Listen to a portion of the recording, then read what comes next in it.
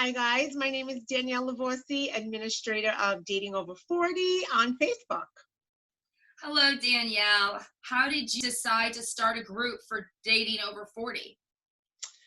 Dating Over 40 actually started by, I created a site called Dating Danny, and everyone seemed to love it. And then I changed the name to Dating Over 40 because I wanted to show people how it was and share my stories on the dating world at this age, since I started later in age dating.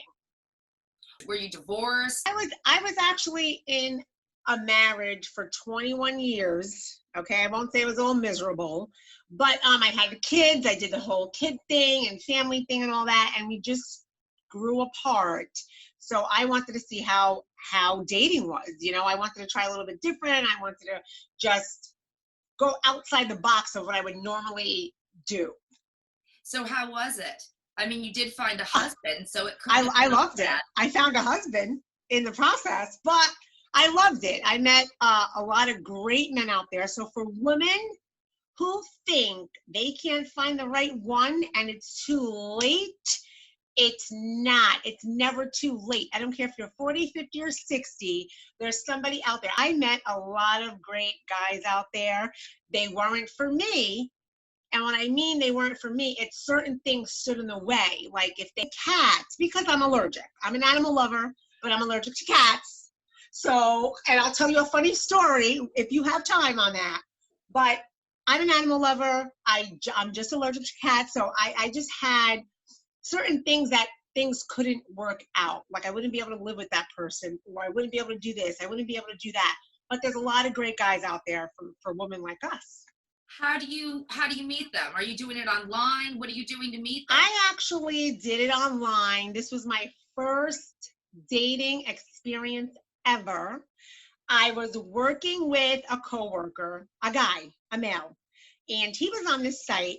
And I was like, "Ooh, what do you want?" And he told me, and I'm single, so I went on and created a profile, and it was history. Every weekend I was on a date. Really cool guys, great conversation. Some were duds, some didn't go anywhere, but that's how I started. And the reason why I selected the online is because, one, I don't have a lot of single male friends, and I don't know friends that have a lot of male friends. And also, I don't feel too comfortable meeting a stranger in the grocery store, just because he looks cute. I just figured online would pinpoint the list of things I was looking for. So I thought that was a great way to match, even though there's liars on there too.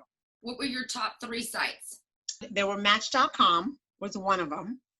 I think eHarmony, and then POF, which stands for Plenty of Fish, and I caught me a big one. But like, come on in, which one? But I think to me that was the best one for someone.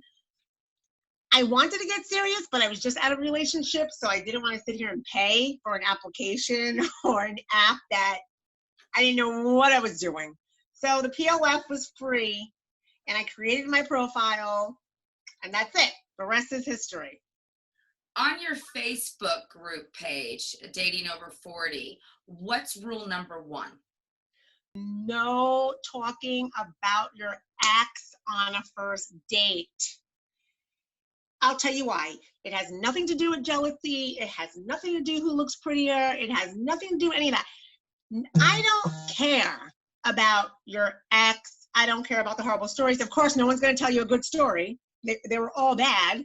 But it's like going to a funeral. I want to enjoy you. I want you to enjoy me.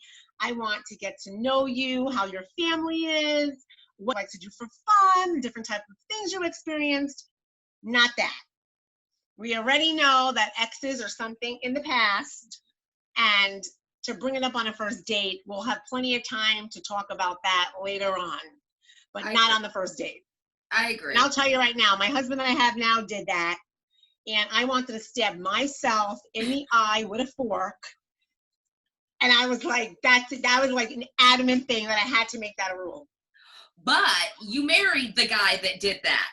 I did do that because I nipped that in the bud so fast that if it was meant to be, it was meant to be. But that is a definite rule that I would stand by. What advice do you tell your followers on Facebook? My followers, the biggest advice I could give is to just make room for change. Don't judge a book by its cover, even though we eat with our eyes. I mean, we do. People say, well, I don't go for looks. Okay. You have to go for something that's attracting you to someone. I mean, if you see a sloppy plate of mashed potatoes and gravy and the gravy's pouring all over the plate, you're going to be like, I don't want to try that right now. It's too sloppy. We do eat with our eyes, but you have to have room for a little bit of, modification in there. What about creating a list? How do you go about that? The list, you need a list. You need everything you do. You need a list. Even in a regular day of my life, you need a list of things you're going to do today, and know the things you're going to stay away from at certain times. Dating's the same thing. You need a very long list, room for improvement, and adding and subtracting, okay? Because as you're dating, you're going to realize a lot of things that you can't tolerate and things you can tolerate, because it's still an experiment. Even if you've dated 50, 60 guys and you've been dating for 40 years, 20 years, 30 years, it doesn't matter. Every single day, you have to make room to add things and take things away, because you're not going to meet the perfect person, but you're going to meet someone who's close to it, and they might introduce you to something great. So you always want to, add that in, have that room to kind of work with it. Do you think people still want to get married? I do. I always say girlfriends stay in the waiting room and wives stay in the bed. You know what I mean? When you're in dying emergencies, things like that, nowadays everybody waits in the waiting room. They don't let anyone back. And I always feel like it's an important factor. I do believe in marriage, and I do believe that people want to get married. They don't want to sit here and waste their time, for 5 and 7 years, 2 years on the wrong person. I think they're just looking for their right person to complement them before they do that. But I do believe that people still want to get married at this age.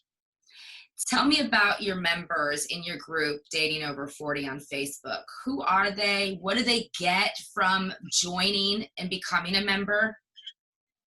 My members are awesome. I started out with 19 members. That were just interested in my stories, funny little stories, crazy stories, whatever. And it just grew to close to 2,200 now. And I guess what they get out of it is it's amusement, it's fun to read. At this point, they're from all over the place, all walks of life, New York, Jersey, California, Vegas. You have people in India. You have people all over that join this group just to really learn things and meet people. It's a good place to go and relate. And are these members, are they talking with other members? Are they making friendships? They're actually communicating with each other on my site. They're hooking up. They're befriending each other. They're friending each other. They're just, having a good time with it right now. Could actually be the next dating site on Facebook. Yeah. Yeah. Yeah, exactly. Who knew that Dating Over 40 meant you could actually meet your potential partner on there? Wow. Listen, so I read a lot of the comments that people leave each other. Yeah. And they're really close to hooking up. Really? They're really close to hooking up. You're going to have to let us know if anybody ever gets married. I have to. I hope I'm invited to the wedding, as long as it's not far away. You better be. Exactly. All right, last question. Tell us about the cat. Okay. Now, this is a guy that I dated. I did have multiple dates with this one guy. And I look back at it now and I laugh. Even the week after the whole thing happened, Me and my girlfriends were dying, so we came up with this cat man. Nobody date cat men, things like that. I actually went to his house for dinner. He lived in New York, by the way. So we, fluctuate and take turns and, see each other on the weekends and things like that. And he was even going to move up here to Connecticut. Okay. But he had a cat and he cooked me dinner one night, and the cat literally was all over the place, including on the table. So the cat jumps on the table. And in my mind, I'm like, I really hope he No. Yeah. I'm losing you. I'm losing you. Crap, you're freezing. Oh. I want to hear the story. What happened when the cat jumped on the table? You were thinking what? You're freezing. Okay, what happened when the cat jumped on the table? Ah, crap, it's frozen. Oh, God. Ah, okay, go ahead. In every room we were in. The cat was? Oh, you're frozen. Your hands are on your boobs at the moment. Okay, there you go. Okay, all right. Okay, you're frozen again. Okay, tell me about the pussy.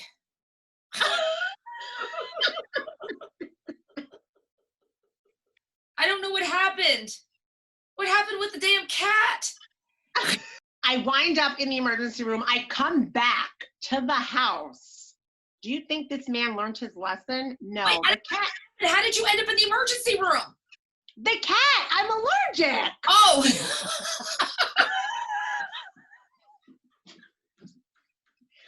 I'm allergic. Okay, so you're allergic to the cat. So I'm at this dinner. He wants to cook me a fabulous dinner. The cat's all over the place. I catch a freaking asthma attack.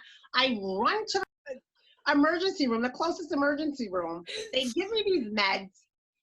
And you think this man would have put the cat somewhere? The cat's laying right there. Oh my God. And I was like, this man did not care at all. He was just like, what happened? I mean, I'm in the emergency room. The cat, I tell you I'm allergic to the cat. The cat's still all over the freaking counter and the bed and the living room couch. I want to know why after you got home from the hospital after having an asthma attack, you went back to his house. Did you go finish the date? No. I got my bags and I was out. I'm like, this is not going to work out. Oh, you had your stuff at his place still. I had my stuff there because I had planned on staying the night. He's all the way in New York. He wanted to cook dinner. But in the middle of all that, I get an attack. I'm gone for hours now. I come back. The cat is still like on everything the same way I left it. It didn't occur to him. To at least put the cat in the bedroom or somewhere. You know what I mean? But the cat was still like had its freedom. I said, I cannot ever live like that. Wow. Done. I guess I know where you stood, or I guess you know where you stood. Was the cat sitting at the dinner table eating your meal he cooked?